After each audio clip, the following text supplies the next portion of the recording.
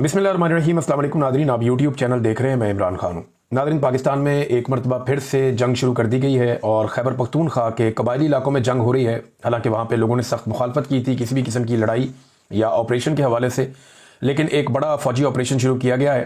अभी जो कुछ हमने देखा उसमें भारी हथियार इस्तेमाल हो रहे हैं।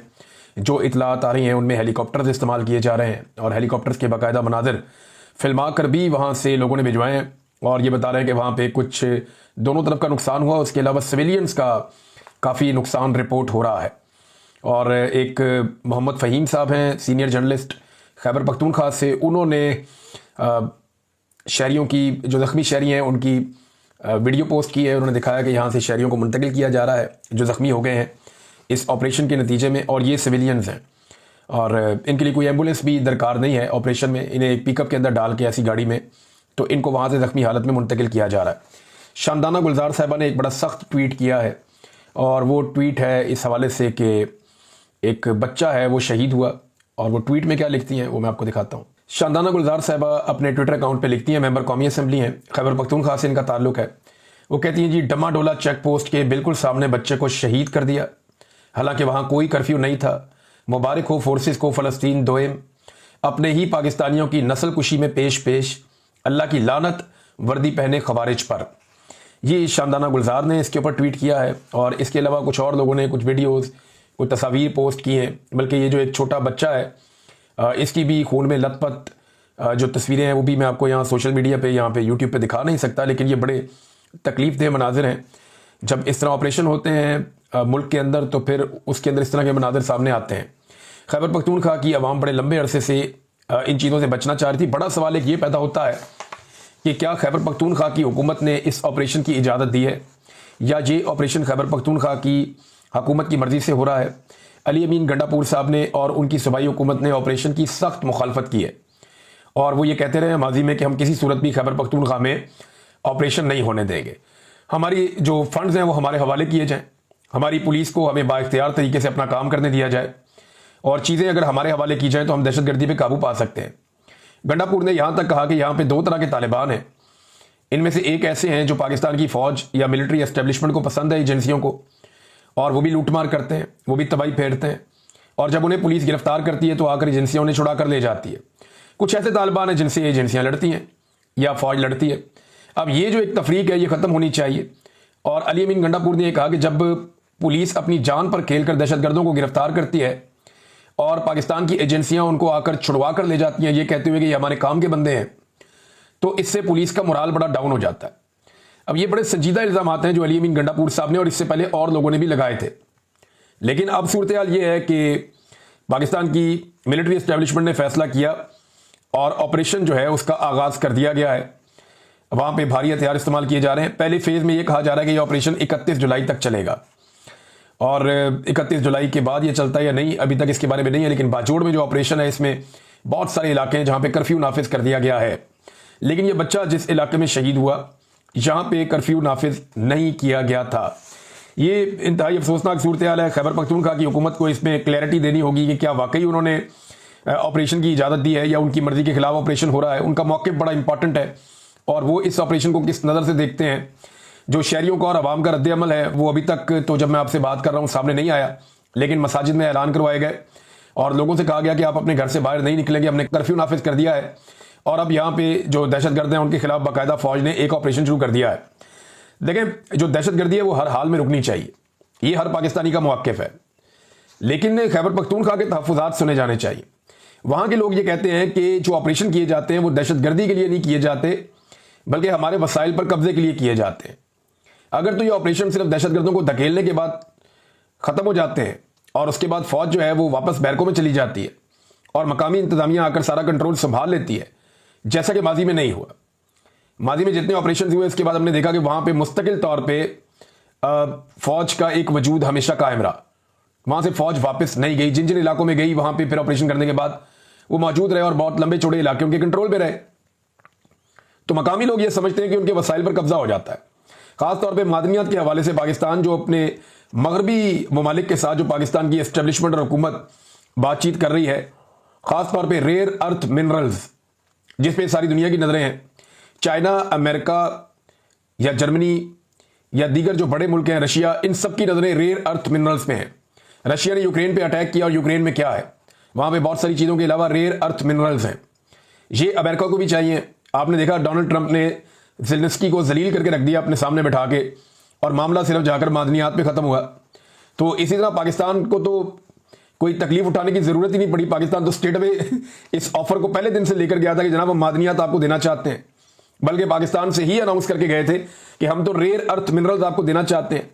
अब ये फ्यूचर में ये मिनरल्स या मादनियात किस काम आएंगी, इसके बारे में शायद अमेरिका, रशिया, चाइना, इन ममालिक के साइंसदानों के पास कुछ तहकीकात हैं, और इसीलिए ये सारे ममालिक बहुत डेस्परेट हैं, बहुत ज़्यादा उतावले हो रहे हैं कि किसी तरह मैक्सिमम ये मादनियात या मिनरल्स वो उठाकर अपने मुल्कों में ले जाएं और इनको अपने लिए इस्तेमाल करें फ्यूचर में, क्योंकि फ्यूचर में साइंटिफिक स्टडीज़ के मुताबिक ये धातें बहुत कीमती हो जाएंगी और इनकी बड़ी शदीद ज़रूरत रहेगी। तो नाज़रीन, अब रेयर अर्थ मिनरल्स के ऊपर जो है वो पाकिस्तान का एक इन्हिसार है, और वहाँ पे जो ऑपरेशन है लोग उसको उसके साथ जोड़कर देखते हैं।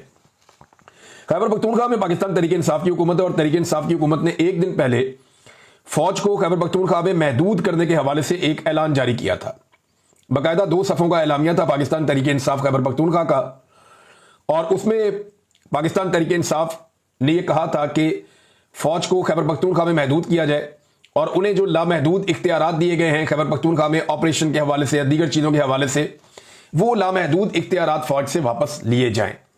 लेकिन वो इख्तियारात फौज से वापस लेना तो दूर की बात है, या फौज की जो एक्टिविटीज़ हैं, सरगर्मियां हैं, उन्हें खैबर पख्तूनख्वा में महदूद करना तो बहुत दूर की बात है। यहाँ पे एक लेटर सोशल मीडिया पे गर्दिश कर रहा है, और इस लेटर का ताल्लुक है कंटोनमेंट बोर्ड पेशावर से।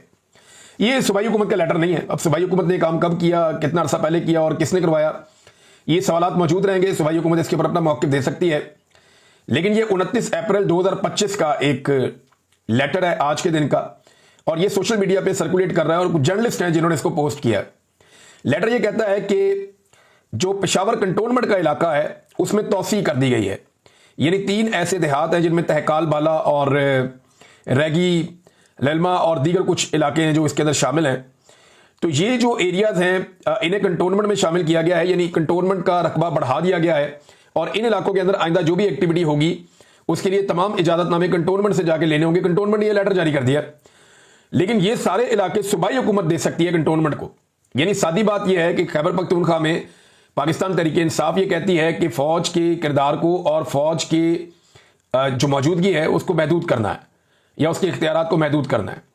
दूसरी तरफ जो गंडापुर साहब की हुकूमत है वो कंटोनमेंट्स के रकबे में इजाफा कर रही है, और ये हर जगह पे हो रहा है। यानी पाकिस्तान में जितने कंटोनमेंट्स हैं, इंडिया में तो खत्म हो गए सारे कंटोनमेंट्स। ये ब्रिटिश दौर में ये हुआ था कि कंटोनमेंट्स के इलाके बनाए गए थे जहां पे मिलिट्री को या फौजों को रखा जाता था। खास तौर पे जो बरतानिया से फौजें आती थीं वो अपने खास इलाके बनाकर वहां पे रहते थे और आम लोगों में घुलते मिलते नहीं थे, तो उन्होंने अपना एक पूरा पैरेलल निज़ाम खड़ा किया हुआ था। तो इसी तरह ये कंटोनमेंट जो है आज पाकिस्तान में मौजूद है, इंडिया में इन्होंने खत्म कर दिए थे, बाकी जगहों पे भी ऐसे नहीं है। लेकिन पाकिस्तान में लगातार कंटोनमेंट्स बढ़ते चले जा रहे हैं, बढ़ते चले जा रहे हैं, बढ़ते चले जा रहे हैं। पाकिस्तान के तमाम बड़े शहरों के अंदर कंटोनमेंट्स हैं जिनमें फौज का कंट्रोल है, और इन इलाकों का कोई ऑडिट नहीं कर सकता, कोई पूछ नहीं सकता, कोई सवाल नहीं उठा सकता, और इसके अंदर जो कुछ होता है किसी दिन इस पर इंशाल्लाह हम बात करेंगे। लेकिन अभी फिलहाल ये है कि पेशावर में जो कंटोनमेंट का इलाका है उसको बड़ा कर दिया है खैबर पख्तूनख्वा की हुकूमत ने। हालांकि पाकिस्तान तहरीक इंसाफ फौज के किरदार को खैबर पख्तूनख्वा में महदूद करने का दावा कर रही थी। अली अमीन गंडापुर साहब की हुकूमत ने अभी तक कोई FIR नहीं की, जो FIR एक होनी चाहिए थी। वादी तीरा के इंसिडेंट में अभी तक पता तो नहीं चला कोई FIR का, ना कोई सामने आई, और ना ही ड्रोन अटैक्स के ऊपर उन्होंने कोई FIR की है, और ना ही सूबाई हुकूमत ने अभी तक ये जो ऑपरेशन शुरू किया गया है इसके बारे में कोई अपना मौक़िफ़ दिया है। जिस वक्त मैं ये वीडियो रिकॉर्ड कर रहा हूं, अली अमीन गंडापुर खामोश है। राणा सनाउल्लाह ने दावा किया था कि अली अमीन गंडापुर रोला चोला डालेंगे, अपनी सियासत कर लेंगे, लेकिन हमारे साथ मुकम्मल ताउन करेंगे, जब भी उनकी ज़रूरत पड़ेगी तो बेफिक्र रहे अली अमीन गंडापुर के सख्त बयानात से। तो वो बज़ाहिर अब ये दिखाई दे रहा है अभी तक हो सकता है कि गंडापुर साहब जो है वो कुछ देर में कोई स्टेटमेंट जारी करें या कोई बात करें इस ऑपरेशन को लेकर। बहरहाल इमरान खान साहब ने इसके बारे में अपनी स्टेटमेंट दे दी है, और इमरान खान साहब की बहन ने वो स्टेटमेंट बाहर आकर बताई, और इमरान खान साहब की बहन का कहना है कि इमरान खान साहब को ये वादी तीरा में जो ऑपरेशन हो रहा है या जो कुछ वादी तीरा में इंसिडेंट हुआ इसके बारे में जब इमरान खान साहब को बताया गया तो उन्हें बहुत अफसोस है इस बात का। इमरान खान साहब ने कहा कि ऑपरेशन जो है वो बिल्कुल ऑपरेशन नहीं होना चाहिए वज़ीरिस्तान में, ऑपरेशन कोई हल नहीं है। वादिय तीरा वाकये पर इमरान खान ने दुख का इजहार किया और कहा कि वजीरिस्तान में बिल्कुल ऑपरेशन नहीं होना चाहिए, ऑपरेशन कोई हल नहीं है। ये अलीमा खान साहिबा ने बताया। उसके अलावा इमरान खान साहब के हवाले से उन्होंने चंद और चीजें बताई हैं। एक, उन्होंने कहा कि हुकूमत ने धमकियां दी कि इमरान खान के बेटों को आते ही गिरफ्तार कर लेंगे। भाई क्यों गिरफ्तार कर लेंगे? आप दुनिया को दिखाना चाहते हैं कि हमारे यहां कानून किस तरह खत्म हो चुका है, दफन हो चुका है। दूसरा, इमरान खान साहब का एक स्टेटमेंट बड़ा पॉपुलर हुआ आज के दिन में, बताता हूं आपको। इमरान खान साहब का एक और पैगाम बताया कि अगर आप इस तहरीक में हिस्सा नहीं लेते तो आप भी जमहूरियत को इतना ही नुकसान पहुंचा रहे हैं जितना उन लोगों ने पहुंचाया। इसलिए इमरान खान ने कहा कि सब निकलें, तहरीक शुरू हो चुकी है, आप सब लोग इसमें अपना हिस्सा डालें। फिर उन्होंने कहा कि एमपीएस और एमएनएस की नाअहली पर इमरान खान का रद्दअमल आया है, ये नाजायज सजाएं हैं। तारीख में लिखा जाएगा कि जमहूरियत को सबसे ज्यादा जिस शख्स ने नुकसान पहुंचाया वो सिकंदर सुल्तान राजा है। अच्छा नाज़रीन, ये भी एक ना तारीखी किस्म की ज्यादती की है सिकंदर सुल्तान राजा साहब के इलेक्शन कमीशन ने। यानी जिन लोगों को अदालत से सजा हुई है वो अपील में चले गए हायर कोर्ट में। अब जब वो अपील में चले गए हैं तो अपील सुनी जाएगी ना। अभी आप एकदम तो नायल नहीं कर सकते, लेकिन इलेक्शन कमीशन ने पकड़ के फौरी तौर पर उनको नायल कर दिया और वहां पर इलेक्शन भी अनाउंस कर दिया। भाई अगर अपील लग जाती है उनकी तो वो तो अभी प्रोसेस में है, फिर तो आप उनको ना अहल कर सकते हैं, ना आप वहां पे दोबारा इलेक्शन करवा सकते हैं, रुक जाएगा मामला। अब तहरीक इंसाफ के लोग चले गए अपील में, अदालतें डिले में डाल रही है चीजें और अदालतों ने ज्यादतियों की इंतहा कर दी है। यानी पाकिस्तान तहरीक इंसाफ ने एक बदनीयती का इल्जाम लगाया चीफ जस्टिस ऑफ पाकिस्तान पर भी अब, और ये मेरे ख्याल में बात में वजन है। उन्होंने कहा जी एक दिन के नोटिस पर सलमान सफदर बाहर मुल्क से वापस नहीं आ सकते थे। यानी उनका यह कहना है कि चीफ जस्टिस को इस बात का पता चल गया था कि सलमान सफदर पाकिस्तान में नहीं है, लिहाजा उन्होंने फौरी तौर पे एक दिन के अंदर इमरान खान साहब के जो 9 मई के मुकदमा थे वो लगा दिए सुप्रीम कोर्ट ऑफ पाकिस्तान में। और वहां पे जाके वकील ने बताया कि जी आप 2 दिन का टाइम दे दें, सलमान सफदर पाकिस्तान वापस आ जाते हैं, आप दोबारा केस लगा लें, अगले हफ्ते लगा लें। लेकिन जानबूझकर इसको जो है वो 12 अगस्त तक की तारीख दे दी गई। ये सख्त ज्यादती है। ये इसलिए हुआ ताकि इमरान खान को इंसाफ ना मिल सके। सलमान अकरम राजा दलाइल के लिए वहां पे मौजूद थे, लेकिन उन्हें नहीं सुना गया और चीफ जस्टिस ने कहा नहीं जी ठीक है 12 अगस्त तक की हम तारीख दे रहे हैं। अब 12 अगस्त का मतलब है कि 15 दिन मजीद डाल दिए, यानी 2 हफ्ते के बाद अब दोबारा ये केस लगेगा। होना तो ये चाहिए था कि इसको 2-4 दिन के बाद लगा देते, सलमान सफदर पाकिस्तान वापस आ जाते और आकर अपना ये मुकदमा लड़ लेते। लेकिन जज जो है वो भी बादशाह लोग हैं। यहां पे एस्टेब्लिशमेंट जो चाहती है जज वही कर रहे हैं और अपनी मर्जी भी मनमानी भी चल रही है। हमारे एक सहाफी दोस्त हैं और अदील सरफराज साहब, उन्होंने एक खबर दी बड़ी इंटरेस्टिंग। एक साबिक चीफ जस्टिस ने दरखास्त दे दी कि मैंने घर में सोलर लगवा लिया है, लिहाजा मेरे 2000 यूनिट बिजली जो मुझे मुफ्त दिए जाते हैं वो एडजस्ट कर दें मेरे बेटे के घर में, यानी वो 2000 यूनिट उसको फ्री कर दें मेरे बेटे को। अंदाजा करें आप, इन्हें ये जज रहे हैं यार इस मुल्क के और चीफ जस्टिस रहे हैं और उन्होंने बाकायदा ये दरखास्त दे दी है। और ये साफी अदील सरफराज साहब जो हैं ये इंकशाफ कर रहे हैं। मुझे तो हैरत होती है कि कैसे लोग पाकिस्तान में इतने बड़े मनसब पर बैठा दिए जाते हैं। इमरान खान साहब का जो बयान बहुत ज्यादा वायरल हो गया, बहुत पॉपुलर हो गया, हर तरफ रुला पड़ गया। इमरान खान साहब ने कहा बाप ही काफी है। अब ये जुमला तो इमरान खान साहब जेल से एक देते हैं जिससे आग लग जाती है पूरे मुल्क में। यानी ये इमरान खान साहब को पता है कि मुझे कहना क्या है। जेल के अंदर बैठकर भी वो अपने आप को कैसे रेलिवेंट रखना है, इमरान खान साहब को आइडिया है। एक जुमले के अंदर वो ऐसी कहानी बयान करते हैं और ये बहुत बड़ी काबिलियत होती है किसी भी लीडर की कि वो एक छोटी सी बात के अंदर बहुत बड़ा पैगाम छोड़ दे। इमरान खान साहब ने वक्त के साथ साथ ये सीखा है। इमरान खान साहब का एक जुमला आज के दिन में बहुत पॉपुलर हो गया सोशल मीडिया पे और उन्होंने कहा बाप ही काफी है।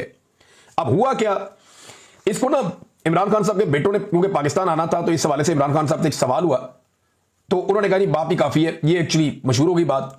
इसके 2 एंगल लिए जा रहे हैं। इमरान खान साहब के हामी इसे इमरान खान साहब का एक पूरा एतमाद जुमला कह रहे हैं कि बहुत पूरा एतमाद है। जेल के अंदर भी एक आदमी निजाम को नथ डाल के बैठा हुआ है।